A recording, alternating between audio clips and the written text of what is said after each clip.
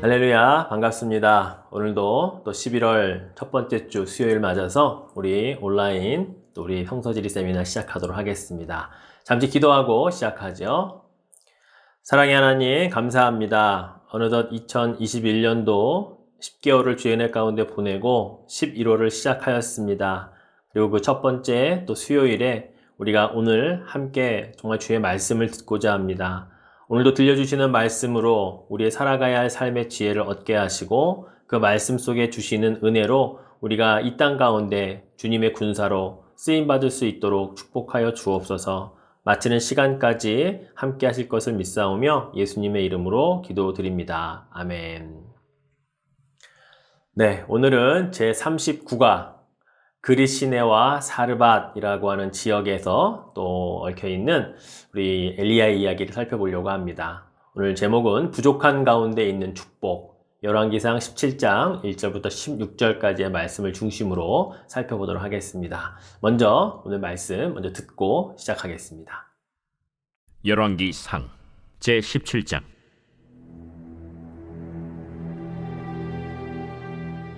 길르앗에 우거하는 자 중에 디셉 사람 엘리야가 아합에게 말하되, 내가 섬기는 이스라엘의 하나님 여호와께서 살아계심을 두고 맹세하노니 내 말이 없으면 수년 동안 비도 이슬도 있지 아니하리라. 여호와의 말씀이 엘리야에게 임하여 이르시되, 너는 여기서 떠나 동쪽으로 가서 요단 앞 그릿시네가에 숨고 그 시냇물을 마시라. 내가 까마귀들에게 명령하여 거기서 너를 먹이게 하리라. 그가 여호와의 말씀과 같이 하여 곧 가서 요단 앞 그릿 시냇가에 머물매 까마귀들이 아침에도 떡과 고기를 저녁에도 떡과 고기를 가져왔고 그가 시냇물을 마셨으나 땅에 비가 내리지 아니하므로 얼마 후에 그 시내가 마르니라. 여호와의 말씀이 엘리야에게 임하여 이르시되, 너는 일어나 시돈에 속한 사르밧으로 가서 거기 머물라.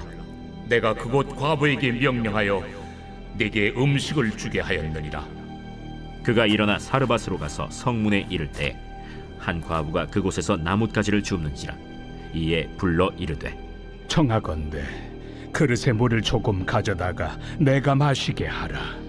그가 가지러 갈 때 엘리야가 그를 불러 이르되, 청하건대 내 손에 떡 한 조각을 내게로 가져오라. 당신의 하나님 여호와께서 살아계심을 두고 맹세하노니 나는 떡이 없고 다만 통에 가루 한 움큼과 병에 기름 조금뿐이라. 내가 나뭇가지 둘을 주워다가 나와 내 아들을 위하여 음식을 만들어 먹고 그 후에는 죽으리라. 두려워하지 말고 가서 내 말대로 하려니와 먼저 그것으로 나를 위하여 작은 떡 한 개를 만들어 내게로 가져오고 그 후에 너와 네 아들을 위하여 만들라. 이스라엘의 하나님 여호와의 말씀이 나 여호와가 비를 지면에 내리는 날까지 그 통에 가루가 떨어지지 아니하고 그 병에 기름이 없어지지 아니하리라 하셨느니라. 그가 가서 엘리야의 말대로 하였더니 그와 엘리야와 그의 식구가 여러 날 먹었으나 여호와께서 엘리야를 통하여 하신 말씀같이 통에 가루가 떨어지지 아니하고 병에 기름이 없어지지 아니하니라. 네, 잘 들으셨죠? 북이스라엘의 왕 가운데 가장 악명 높은 왕의 이름은 아합 왕입니다. 이 아합 왕은요, 이스라엘 그 어떤 왕들보다도 가장 악한 왕이었기 때문에 그의 길을 따라갔다라고 하면 아주 하나님의 뜻에 합당하지 못한 삶을 살았던 왕을 이야기하는 것입니다. 거기에 시돈의 공주였던 이세벨과의 결합을 통해서 여호와 신앙을 다 저버리고 바알 종교의 부흥, 바알 신앙을 온 이스라엘에 전파함으로 말미암아서 아주 심각한 영적인 타락을 가져오게 만든 왕이었다고 하는 거죠. 아합 왕은 이 이세벨과 함께 수도 사마리아에 바알 신전을 지었습니다. 그리고 아세라 목상까지 그곳에 세웠죠. 이러한 제약으로 말미암아 이스라엘은 건국 이래 최악의 영적 위기를 맞게 됩니다. 그 이전에 어떤 왕들보다도 여호와 하나님께로부터 진노를 가장 크게 살 수밖에 없었기 때문이죠. 열왕기상 16장 32절과 33절 말씀에 보면 그 사실이 그대로 기록되어 있습니다. 사마리아에 건축한 바알의 신전 안에 바알을 위하여 제단을 쌓으며 또 아세라상을 만들었으니 그는 그 신전에 이스라엘의 모든 왕보다 심히 이스라엘 하나님 여호와를 노하시게 하였더라. 그렇죠. 이렇게 영적으로 타락한 시대, 그러다 보니 일어나서는 안 될 일이 또 하나 발생을 하게 됩니다. 바로 여호수아가 가나안 땅에 들어가서 첫 번째 정복했던 여리고성을 무너뜨린 이후에 그가 이와 같은 맹세를 하나님께 했었습니다. 여호수아 6장 26절 말씀에 보면 여호수아가 그때에 맹세하게 하여 이르되 누구든지 일어나서 이 여리고성을 건축하는 자는 여호와 앞에서 저주를 받을 것이라.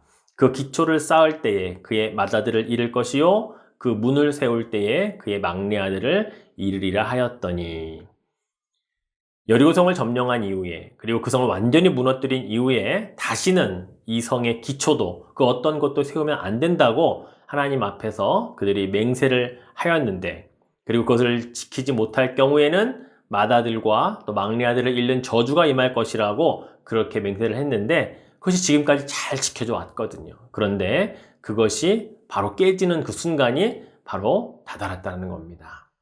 열왕기상 16장 34절에 보니까 그 시대에, 바로 아합 왕 시대라는 말입니다. 베델 사람 히엘이 여리고를 건축하였는데 그가 그 터를 쌓을 때에 맏아들 아비람을 잃었고 그 성문을 세울 때에 막내 아들 수굽을 잃었으니 여호와께서 눈의 아들 여호수아를 통하여 하신 말씀과 같이 되었더라.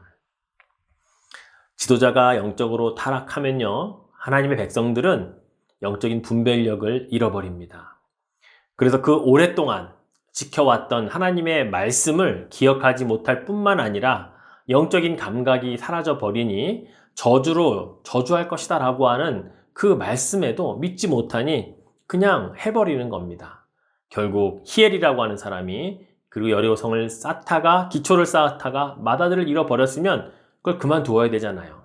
그러나 또 그 성문까지 세우다가 막내 아들까지 잃어버리는 저주를 그대로 받게 되는 이 사건이 바로 그때의 그 아합 왕 때 있었던 사건임을 성경은 기록하고 있다는 거죠. 그렇습니다. 지도자가 영적으로 타락하면 잘못된 길을 갈 수밖에 없는 건 당연하죠. 그런데 첫 번째 원인은 본인에게 있겠지만 또 그 이면에 보면 이 영적인 지도자들을 위해 뒤에서 끊임없이 중보하고 또 잘못 갈 때 바른 말을 해줄 수 있는 그러한 사람들이 참으로 부재했기 때문이 아닐까라는 생각을 하게 됩니다. 그래서 잘못된 길을 가고 있는 아합 왕에게 어쩌면 하나님께서 바른 길을 가라고 엘리야를 붙여주신 것은 아닐까 생각을 한다는 거죠. 엘리야는 정말 영적으로 타락한 시대에 바르게 갈 길을 제시할 그런 사람으로 하나님께서 소명을 부여한 사람이었습니다. 자, 오늘 본문 1절에 보면 엘리야를 이렇게 소개를 하죠. 길르앗에 우거하는 자 중에 디셉 사람 엘리야가 라고 시작을 합니다. 이 엘리야는 요단 동편에 있는 곳입니다. 그리고 그곳 디셉이라고 하는 지역의 출신인데요. 이 엘리야라고 하는 이름의 뜻이 무엇이냐? 여호와가 하나님이시다. 여호와가 나의 하나님이시다 라고 하는 이름의 뜻입니다. 바알을 자신들의 하나님이라고 믿고 살던 이 타락한 아합 왕 시대에 이스라엘 백성들로 하여금 다시 여호와 하나님만이 참 우리의 하나님이시다 라는 것을 알리고 또 하나님의 품으로 이스라엘 백성들을 되돌리기 위해 선지자로 부름받아 그 사역을 감당했던 사람이 바로 엘리야라고 하는 거죠. 자신의 이름처럼 여호와가 하나님이심을 선포하고 또 그것을 또 반대하는 아합 왕과 이세벨에 맞서 싸웠던 사람이 바로 엘리야 선지자였던 것입니다. 자, 엘리야는 아합 왕에게 이렇게 먼저 선전포고를 합니다.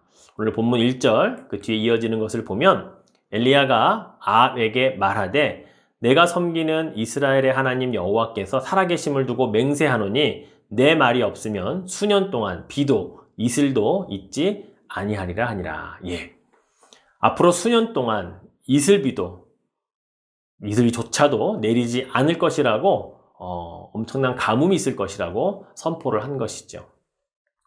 제가 이것을 선전포고라고 한 것은 단순히 아합 왕의 반대에서 뿐만이 아니라 바알 신에 대한 정면 도전이었기 때문에 선전포고라고 한 것입니다. 바알은 원래요, 천둥신입니다. 즉 하늘에서 천둥이 쳐야 비가 내리듯이 바로 이 천둥을 관장하는 신이기 때문에 바로 팔레스타인 땅에서는 이 비가 이 농사의 풍요와 또 흉년을 규정하는 아주 중요한 요소잖아요. 그러다 보니 바알 신을 잘 섬겨야 그들은 그 땅의 농사를 잘 지을 수 있다고 믿었습니다.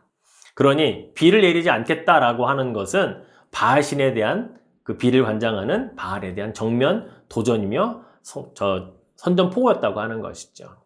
하나님의 이름으로 바로 바알과 정면 대결을 시작한 것입니다. 그래서 하나님의 살아계심을 두고 내가 맹세한다라고 이야기를 하죠.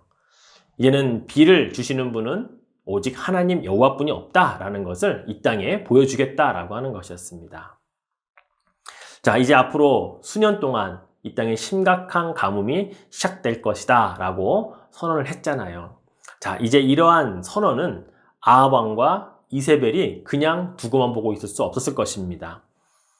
이제 이 엘리야라고 하는 자를 찾아서 그들은 죽이고 싶었을 것이에요. 그러나 하나님이 그것을 먼저 아시고 이 엘리야를 먼저 대피시키십니다. 자, 오늘 본문 3절과 4절에 보면 어디로 대피를 하냐면 너는 여기서 떠나 동쪽으로 가서 요단 앞 그릿 시냇가에 숨고 그 시냇물을 마시라. 내가 까마귀들을 명령하여 거기서 너를 먹이리라 하리라. 예. 자, 지도를 보시면 요단강 동편으로 그가 이동을 합니다. 거기에 그릿 시냇가라고 하는 곳이 있죠. 예, 길르앗 지역입니다. 아까 엘리야가 길르앗 지역 디셉 출신이라고 말씀드렸듯이 그 자기의 고향 근처로 하나님이 이동하신 것 같아요. 예, 사진으로 보시듯이 우리가 아는 이미지가 좋은 시냇가가 아니고요. 아주 계곡에 물만 잠깐 조금씩 흐르는 속히 와디라고 부르는 그러한 천이었습니다. 자, 그럼 여기에서 물만 마시고 살 수는 없잖아요. 하나님께서 까마귀를 시켜서 음식들을 대줄 것이다 라고 말씀하십니다. 자, 까마귀가 어떤 음식들을 가져다 주었을까요? 오늘 6절 말씀에 보면 까마귀들이 아침에도 떡과 고기를, 저녁에도 떡과 고기를 가져왔다 라고 말씀하고 있죠. 예, 아침 저녁이니까 하루에 2끼만 먹어야 했던 것 같아요. 근데 까마귀로부터 떡과 고기를 매일매일 공급을 받다는 것입니다.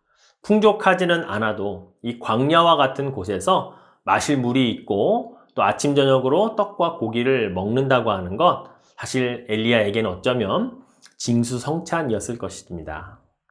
그렇습니다. 우리가 여기서 깨달아야 할 것이 있다면 하나님께서 어렵고 힘든 상황 속에서도 우리 하나님의 백성들을 먹이시고 입히시는 방법은 무궁무진하다는 것을 우리가 한번 깨달을 필요가 있다는 것입니다. 사실 인간의 역사를 보면 먹을 것과 마실 것을 확보하기 위해 서로 죽고 죽이는 전쟁을 한 역사입니다.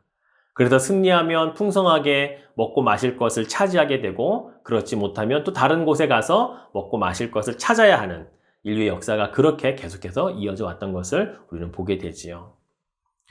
가뭄이 시작되면서 엘리야에게 주어진 삶은 사실 바알을 믿는 이스라엘 백성들과의 삶과는 대조적인 삶이었습니다.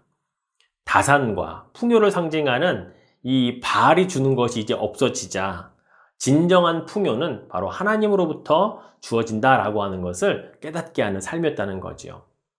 가뭄 중에도 마실 물이 있고 또 까마귀가 물어다 주는 매일매일 먹고 또한 힘을 낼 수 있는 떡과 고기가 있는 것, 하나님의 백성들에게 주어지는 바로 하나님의 선물이라고 하는 것이죠. 가뭄으로 인해 생존의 위협을 받게 될 바알을 숭배하는 사람들에게는 그들은 풍요는 없었습니다.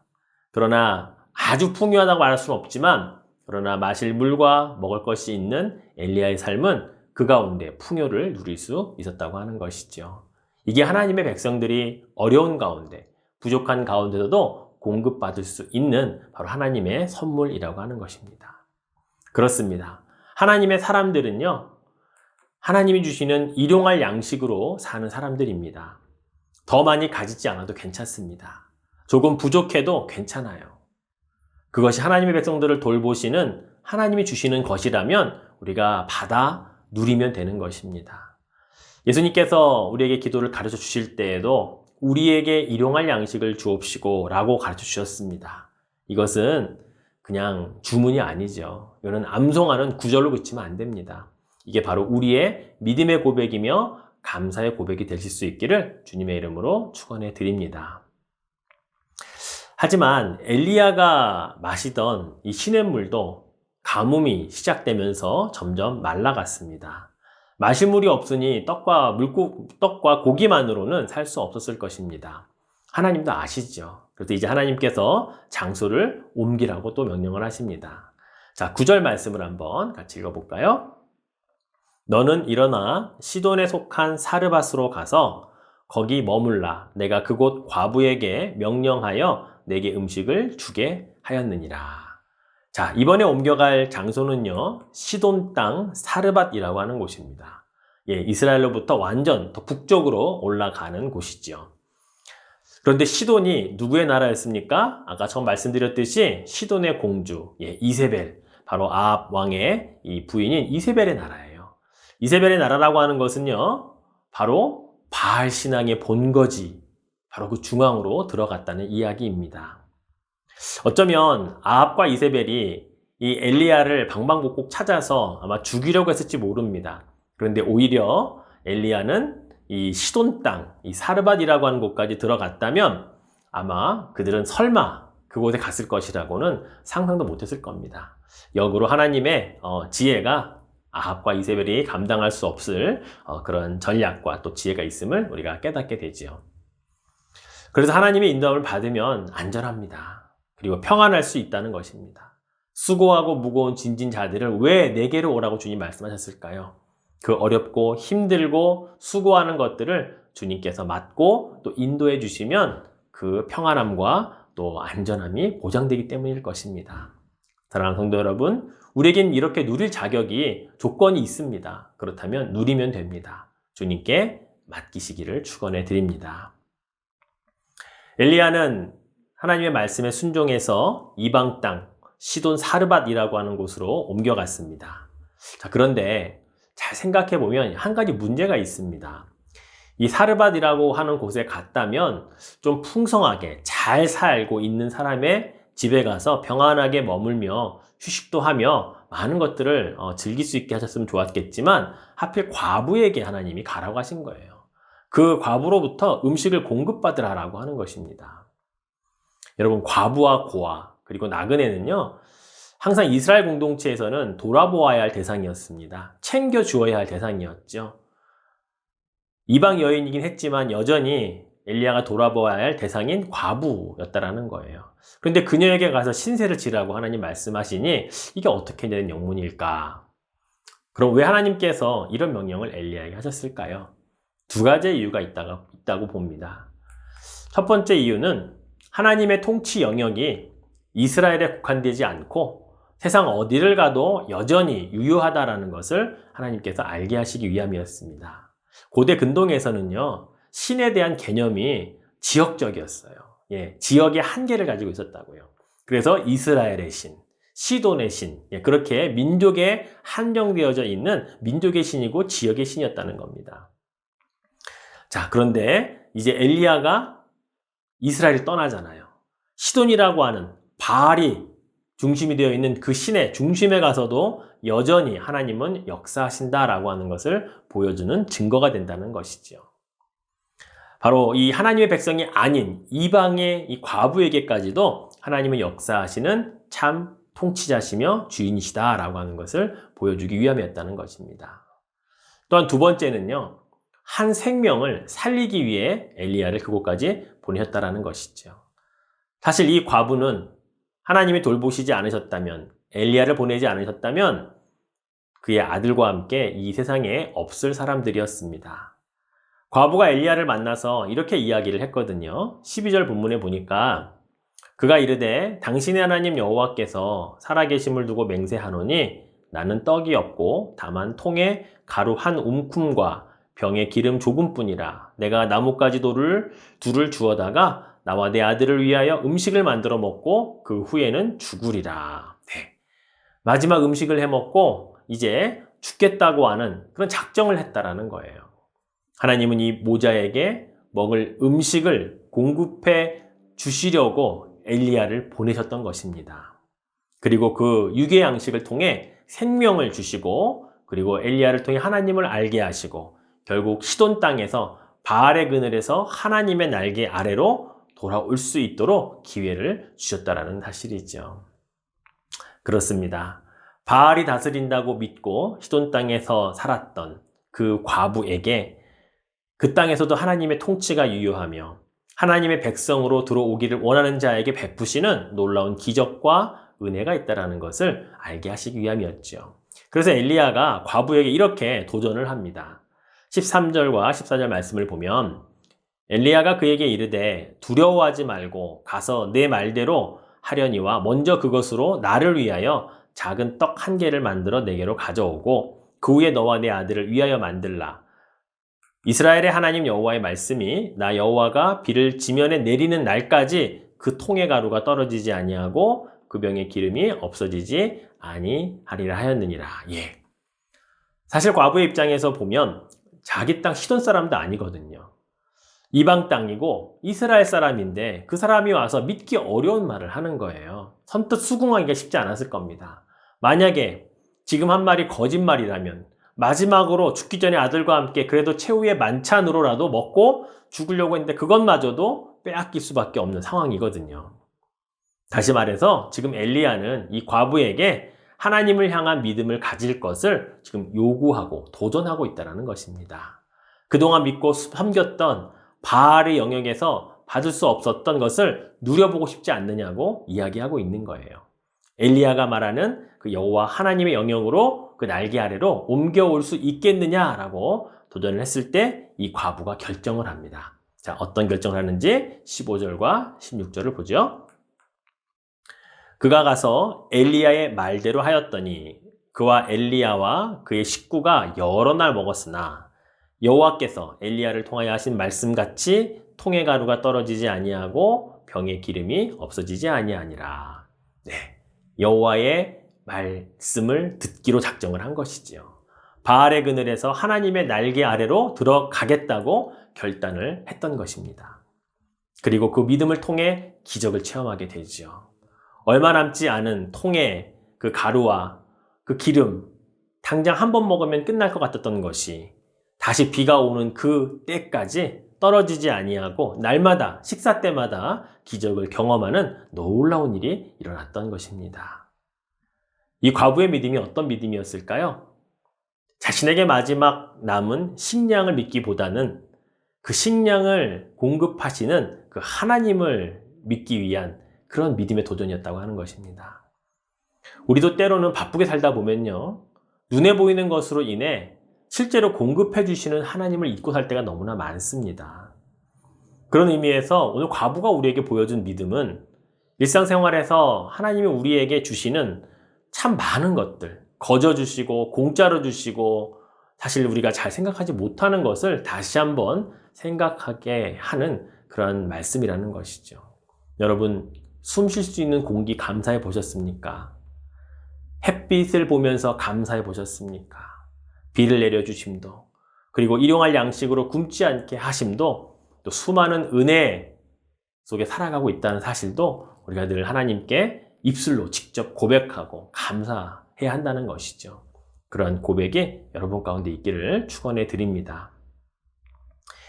엘리야는 이 그리 시냇가에서 그리고 시돈 사르밧 과부의 집에서 얼마 동안 있었을까요? 정확한 기간을 성경은 이야기하고 있지 않지만 우리가 대략 짐작할 수 있는 것이 있습니다. 엘리야가 다시 비가 오게 할 때까지, 비가 내릴 때까지 아마 그 땅에 있었을 것 같은데요. 대략 3년 6개월 정도가 걸렸다고 하죠. 이것을 예수님께서도 말씀하셨어요. 누가복음 4장 25절과 26절에 보면 내가 참으로 너희에게 이르노니 엘리야 시대에 하늘이 3년 6개월간 닫히어 온 땅에 큰 흉년이 들었을 때에 이스라엘에 많은 과부가 있었으되 엘리야가 그중 한 사람에게도 보내심을 받지 않고 오직 시돈 땅에 있는 사렙다의 한 과부에게 뿐이었으며, 예, 이스라엘 과부도 참 많았지만 시돈 땅, 이방 땅에 여기서는 사렙다라고 말하네요. 사렙다라고 하는 그곳에 있는 과부에게로 보내졌다. 언제까지요? 비가 올 때까지 3년 6개월이라는 시간이 걸렸다라는 것을 예수님이 직접 확인을 해주셨죠. 예, 어찌 보면 엘리야는 아합 왕과 이세벨을 피해 이 3년 6개월이라고 하는 시간 동안에 그는 그리시네가에서 그리고 이 사렙다 과부의 집에서 사르밧 과부의 집에서 보냈다는 것이죠. 그런데 여러분, 이 기간을 잘 생각해 보면 바로 그 다음 사건, 바로 바알과 아세라 선지자들과 갈멜산에서 엄청난 대결을 하기 위한 영적 준비 기간이었다는 사실입니다. 3년 6개월은 그냥 먹을 건 먹고 그냥 피해서 살았던 기간이 아니에요. 아합 왕과 이세벨을 피해 도망다녔던 기간이 아니라 그 기간 하루하루 하나님이 주시는 것으로 하루를 살아가면서 다음 있을 이 영적인 엄청난 대결을 위해 준비하였던 그런 영적으로 훈련받는 기간이었다라는 사실이죠. 네, 하나님의 사람들은 그렇게 훈련받는 사람들이라는 것입니다. 그래서 우리는 하나님께서 어떤 일을 행하실 때에 그 모든 것의 궁극적인 주인은 하나님이시지만 그러나 우리는 쓰임받기 위해 훈련받는 자가 되어야 된다는 것이죠. 하나님의 군사로, 그리스도 예수의 군사로 우리는 훈련받는 자가 되어야 한다는 것입니다. 사도 바울도 영적인 아들 디모데에게 그렇게 이야기합니다. 디모데후서 2장 3절과 4절 말씀을 보니까 너는 그리스도 예수의 좋은 병사로 나와 함께 고난을 받으라. 병사로 복무하는 자는 자기 생활에 얽매이는 자가 하나도 없나니 이는 병사로 모집한 자를 기쁘게 하려 함이라. 그냥 군사가 아니라 그리스도 예수의 좋은 군사, 여러분도 그렇게 되시기를 축원해 드립니다. 그래서 고된 훈련, 고난의 행군도 능히 기쁨으로 이겨낼 수 있게 되는 것이죠. 군사가 되었음에도 자기 생활에 얽매이고 또 자기 것을 위해서 군사로 모집한 자를 기쁘게 하는 일에 소홀하게 된다면 최고의 군사가 될 수 없습니다. 그렇습니다. 우리 모두는 각자의 일상의 삶들이 있어요. 각자의 직업도 있고 일터도 있고 다 다른 분야에서 우리는 살아갑니다. 그러나 각각의 삶의 모양은 다르지만 한 가지 공통점이 있다면 그것은 우리가 그곳에 주님의 군사로 부름받아 훈련받는 곳이며 또 그곳에서 쓰임받는 곳이라는 사실은 똑같다는 것입니다. 이 한 가지가 결코 변하지 않아요. 내가 부인한다고 달라지지 않는다는 거죠. 그래서 결국엔 내가 깨닫는 것밖에 없습니다. 아, 내가 지금 있는 이곳이 그리스도의 군사로 훈련되는 곳이구나. 내가 지금 있는 이 곳이 하나님께서 나를 훈련된 군사로 사용하기 위한 전쟁터구나 라는 사실을 우리가 깨닫고 또 그렇게 예수 그리스도의 좋은 군사로 살아가시는 여러분이 되시길 축원해 드립니다. 말씀을 맺겠습니다. 구약 성경에서 수많은 하나님의 사람들 가운데 위대한 인물 두 사람만을 꼽으라고 한다면 한 사람은 모세요, 다른 한 사람은 엘리야라고 할 수가 있습니다. 모세는 이스라엘의 노예였던 이스라엘을 애굽의 노예 생활에서 해방시켰던 하나님이 사용하셨던 민족의 지도자였고요. 엘리야는 이스라엘이 영적으로 암흑기에 빠져 있을 때 우상을 타파하고 신앙의 부흥을 가져왔던 선지자였습니다. 그래서 변화산에서도 예수님의 양 옆에 섰던 두 사람이 바로 율법을 대표하는 모세와 선지자를 대표하는 엘리야였던 것이죠. 구약에서 죽음을 맛보지 않고 하나님 품에 안겼던 두 사람이 있었는데 그 중에 한 사람이 에녹이고 다른 한 사람이 엘리야였던 것이죠. 구약의 마지막 선지자인 말라기서에 보면요, 하나님께서 말세에 엘리야를 다시 보내실 것이라고 그를 통해 예언을 합니다. 말라기서 마지막 장 마지막 2절 4장 5절 6절을 보면요, 이렇게 기록하고 있거든요. 보라, 여호와의 크고 두려운 날이 이르기 전에 내가 선지자 엘리야를 너희에게 보내리니 그가 아버지의 마음을 자녀에게로 돌이키게 하고 자녀들의 마음을 그들의 아버지에게로 돌이키게 하리라. 돌이키지 아니하면 두렵건대 내가 와서 저주로 그 땅을 칠까 하노라 하시니라. 예. 바로 하나님께서 구약의 엘리야처럼 신약의 세례 요한이 그러한 일을 감당할 것이다 라고 예언해 주시는 장면입니다. 그렇습니다. 엘리야는 하나님께 그러한 사람으로 인정받고 사용되었던 사람이지요. 그렇게 쓰임받기까지 3년 6개월이라고 하는 시간 동안 세상적인 눈으로 보면 한없이 부족하고 불편한 시간들이었겠지만 하나님의 말씀에 순종하여 그리 시냇가에서 시냇물을 마시며 까마귀가 가져다 주는 떡과 고기로 연명을 했었어도 괜찮았던 것입니다. 또 이방 땅, 또 시돈의 사르밧 과부의 집에서 오랫동안 머물렀었지만 끝까지 때를 기다리며 훈련받는 시간을 잘 가졌기에 위대한 선지자 엘리야로 쓰임 받을 수 있었다는 사실을 우리는 기억해야 합니다. 여러분, 그렇습니다. 팬데믹 기간 가운데 많은 것들이 부족합니다. 많은 것들이 불편한 시대입니다. 넉넉하지 못한 삶의 환경들이 여전히 우리들 앞에 그리고 우리들의 이웃들에게 닥쳐와 있습니다. 그러나 부족한 환경 속에서도 하나님이 주시는 풍성함을 누릴 수 있다는 것을 믿으시기 바랍니다. 그리고 그 불편함 속에서도 하나님께 훈련받고 있구나 라는 생각을 하셔야 됩니다. 그 시간을 통해 이 모든 것들이 끝이 났을 때 갈멜산에서 하나님이 사용하셨던 그 엘리야처럼 우리들도 하나님의 때에 하나님이 원하시는 곳에서 분명히 그렇게 쓰임받는 자가 될 수 있음을 믿으시기를 바랍니다. 그렇게 귀한 쓰임받는 여러분 되시기를 주님의 이름으로 축원해 드리겠습니다. 앞에서부터 이 PPT 다시 한번 보시고 제가 마무리 기도하고 마치겠습니다.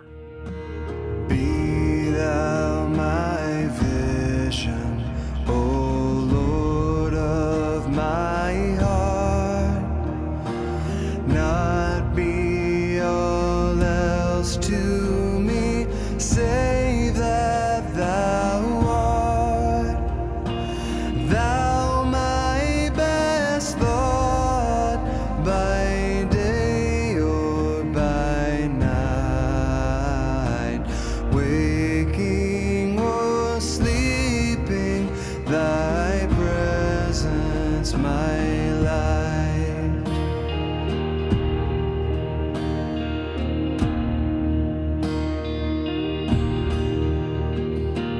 Be thou my wisdom, and thou my true word. I ever with thee, and thou with me, Lord. Thou my great Father, and I thy true Son. Thou in me dwelling, and I with thee one.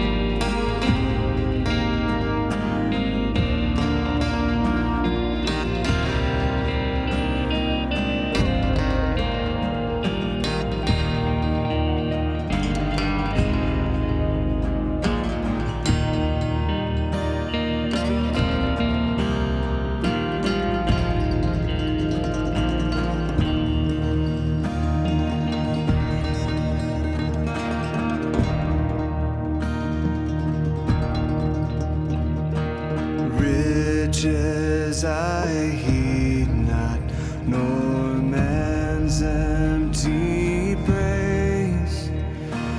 Thou mine inheritance, now and always. Thou and thou only, first in my heart. High King of heaven, my treasure thou art.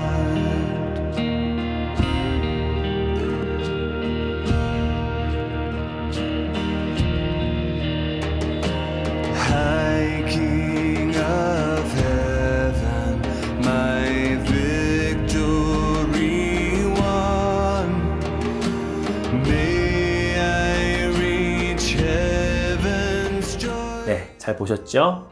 오늘은 그리 시냇가에서 그리고 또 시돈 땅 사르밧 과부의 집에서 또 음식을 먹고 마시며 참 부족한 가운데 있었지만 그 가운데 하나님이 주시는 풍성함을 누렸던 엘리야의 삶, 그리고 그 기간은 훈련받는 기간이었고 하나님이 쓰시기 위해 준비시킨 기간이었다라는 사실을 살펴보았습니다. 여러분도 그런 시간들, 과정들을 겪고 있다는 것을 깨달으시고 잘 훈련되시면 좋겠습니다. 기도하겠습니다.